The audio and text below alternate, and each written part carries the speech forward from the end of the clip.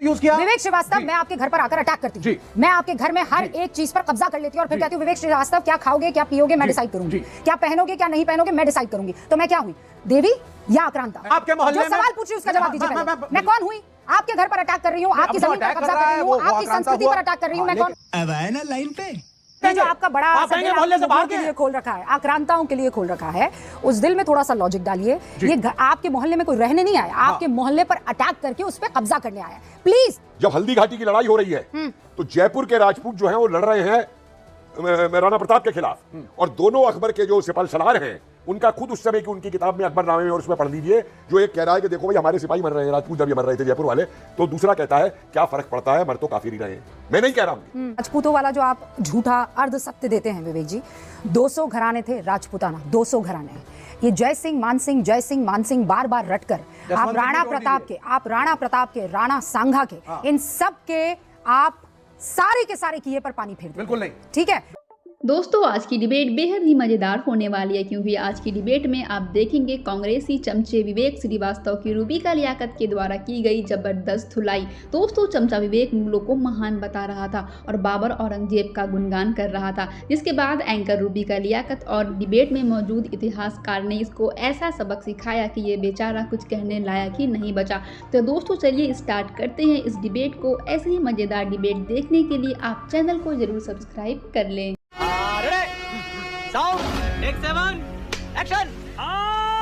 और दर्शकों को बता दूं, आप जब जब विवेक जी को स्क्रीन पर देखते हैं, कई ऐसे दर्शक हैं जो कहते हैं कि नहीं हम नहीं सुनना चाहते। नहीं, आज आपको सुनना पड़ेगा।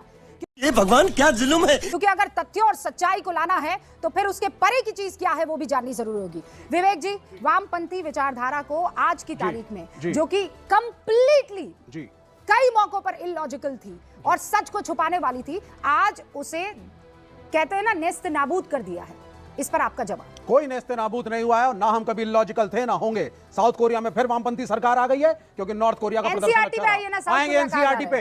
ये नेशनल कम्युनल जो बताया अभी वृंदा करात, कॉमरेड वृंदा करात ने, वही ये बन चुकी है कि कम्युनल एजेंडा फैलाओ, हिंदू मुसलमानों को लड़वाओ और मुगलों को दिखा दो आतंकवादी। इसमें हिंदू मुसलमान आक्रांता क्या होता है? आक्रांता क्या होता है? औरंगजेब की मां हिंदू थी। अगर मैं आपके घर पर आकर अटैक करूंगी, आपके घर की चीजों पर अपना कब्जा कर लूंगी, तो मैं क्या कहलाऊंगी? देवी? आप बाप ये हुई ना बात।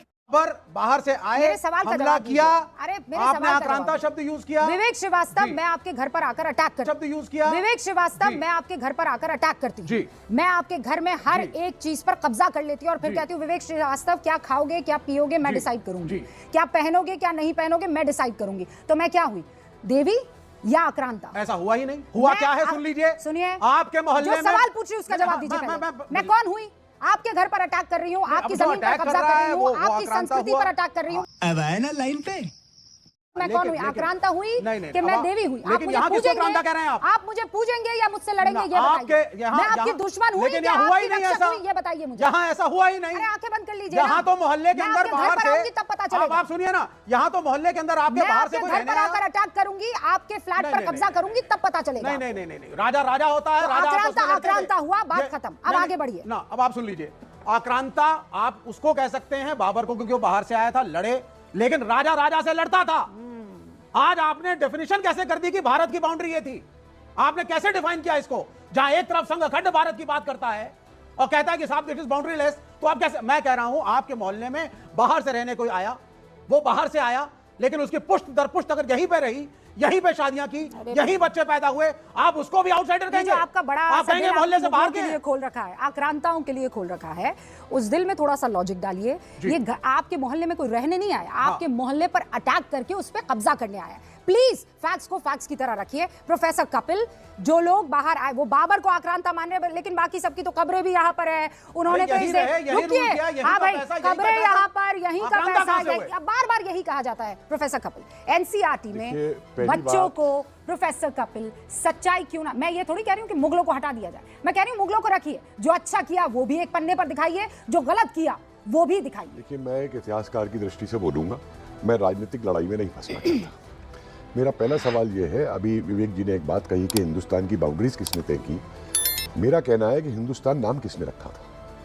हिंदुस्तान नाम रखा तुर्की और अरब वालों ने। और गजवाए हिंद का जो कॉन्सेप्ट है वो 7वीं शताब्दी से तब से चला जब सिंध के ऊपर कासिम ने हमला किया था करके और सिंध को ऑक्यूपाई किया था।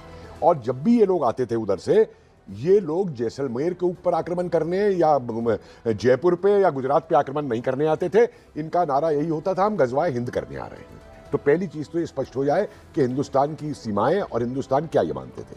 दूसरी बात मैं एक और बहुत स्पष्ट करना चाहता हूं कि देखिए, आज के जमाने में किसी भी ऐतिहासिक तथ्य को, चाहे कोई भी राजनीतिक पार्टी हो, आज की हो या पहले की हो, अगर वो तोड़े मड़ोड़ेगी, छुपाएगी, सप्रेस करेगी, तो वो संभव नहीं है, वो संभव नहीं है। और दूसरी बात मैं यहाँ पे आपको और बता दूं इसके अंदर, जी जी, ये एक बहुत बड़ी भ्रांति है कि मुगलों ने भारत हिंदुस्तान के ऊपर शासन किया।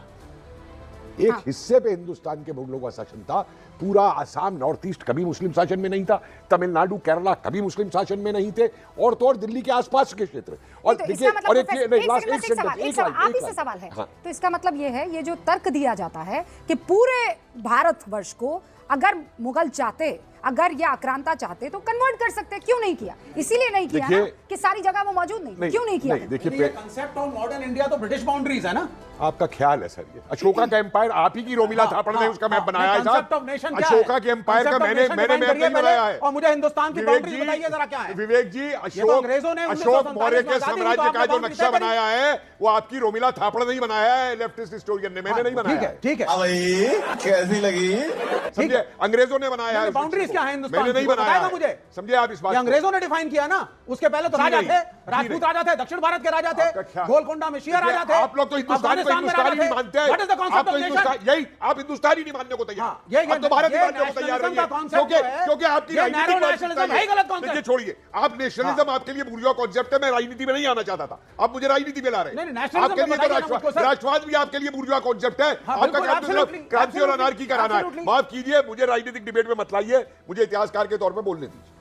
सर वापस पॉइंट पर आइए, 30 सेकंड में मुझे जवाब दे दीजिए। मुगलों ने ये जो तर्क देते हैं कि मुगल चाहते तो सारे हिंदुओं को कन्वर्ट कर देते, कोशिश की गई, कोशिश की गई। मुझे एक बात बताइए, अकबर ने चित्तौड़गढ़ के अंदर 40,000 वहां के जो नागरिक थे उनका कत्ल किया, चित्तौड़गढ़ के अंदर। लेकिन जिस इलाके को गुजरात के अकबर ने जीता, मोहम्मद शाह से और उनसे, वहां तो आम नागरिकों का कत्ल नहीं हुआ, क्यों? और एक बात और सुनिए, अकबर के समय में जब हल्दी घाटी की लड़ाई हो रही है तो जयपुर के राजपूत जो हैं वो लड़ रहे हैं राणा प्रताप के खिलाफ, और दोनों अकबर के जो सिपाही सलार हैं उनका खुद उस समय की उनकी किताब में, अकबरनामे में, और उसमें पढ़ लीजिए, जो एक कह रहा है कि देखो भाई हमारे सिपाही मर रहे हैं, राजपूत जब ये मर रहे थे जयपुर वाले, तो दूसरा कहता है क्या फर्क पड़ता है, मर तो काफिर ही रहे हैं। मैं नहीं कह रहा हूं, ये लिखा हुआ है उस किताब के अंदर, मुझे गलत साबित कर दीजिए। अरे बाप रे, ये तो धोती खोल रहा है। राजा मान सिंह लड़े थे हल्दी घाटी के युद्ध में अकबर के बिहाफ पे। अकबर नहीं उतरे थे वहां हाथी के ऊपर। पहली चीज, पूरा राजपूताना अकबर के साथ था, मुगलों के साथ पूरा राजपूताना। पहले सुन लीजिए, जब शेरशाह सूरी ने हुमायूं को हराया और दिल्ली की सल्तनत पे काबिज हुआ और हुमायूं भागते हुए गए अमरकोट की रियासत में, जहां उनके दोस्त राजपूत सोडा डायनेस्टी के थे, जो आज भी पाकिस्तान में मेंबर पार्लियामेंट है, उन्होंने हुमायूं को शरण दी। सर सुनिए, ये जो आप बार बार पन्ने पलट रहे हैं और राजपूतों वाला जो आप झूठा अर्ध सत्य देते हैं विवेक जी, 200 घराने थे राजपूताना, 200 घराने हैं। ये जय सिंह मान सिंह बार बार रटकर आप राणा प्रताप के, राणा सांघा के, इन सब के आप सारे के सारे किए पर पानी फेर। बिल्कुल नहीं, बेशर्मो, शर्म करो, शर्म। ठीक है, अगर ऐसा था तो जजिया कर के खिलाफ राजपूताना खानदान कैसे आया? राणा प्रताप, अगर राजपूत मुगलों के साथ थे तो वक्त पर ये जो मरुधरा है वो युद्ध का जो शंखनाद है वो क्यों कर देती थी? कैसे जजिया कर जो है वापस लगा दिया जाता है? देखिए, क्यों बार बार ये कहा जाता है कि हमें संधियां करनी होगी? संधि क्यों करनी पड़ती है अगर वफादार होते? अरे संधि नहीं, राजनीतिक राजपूत सेना ने, राजनीतिक हुमायूं के पास एक सिंगल कभी भी सिपाही नहीं था। नहीं कह सकते हैं। राजपूत आस्था की वजह से नहीं, चालाकी की वजह से और राजनीतिक रणनीति की वजह से राजस्थान में इन लोगों के लिए तलवार की नोक पर राज किया है। तो राजपूतों के बारे में जबरदस्ती की अंध चीजें, झूठा तर्क, अर्ध सत्य बताना, मुगलों और राजपूतों की दोस्ती को अभी तक एजेंडा कहते हैं। कोई दोस्ती नहीं थी, कोई दोस्ती नहीं थी। पॉलिटिकल अलायंस का महाराणा प्रताप की लड़ाई को कैसे भूल जाते हैं आप? सुन लीजिए, कैसे भूल जाते हैं? महाराणा प्रताप एक महान योद्धा थे। अरे वाह, तभी मोहन आजाद दिया राजस्थान में, योद्धा की तभी मोहन आजाद दिया राजस्थान में। अरे कौन भौंक रहा है ये बदतमीज? कितने राजपूत राजा थे? जौहर जो क्या हुआ आदमी था? अपनी आजादी के लिए महाराणा लड़ा, प्रताप के साथ उसके कितने नाम पे महान राजपूत नहीं राजा थे? मिलेगा। बताइए और जिस मुझे। अकबर अरे ने महान 200 को मारे, घराने थे। हजारों का अकबर के कत्ल साथ किया, 200 वो महान घराने थे रहेगा। राजपूत। अकबर के 2-3 साथ नाम लेकर आप पूरे राजपूतों को बदनाम करने बिल्कुल की नहीं कर रहा। कोशिश मत कीजिए ये विवेक मित्रता थी। श्रीवास्तव। आई एम ये राजनीतिक टेलिंग मित्रता यू। तुम्हें शर्म है? कुछ शर्म आया है? तुम चुल्लू भर पानी में जाके डूब के आ जाओ।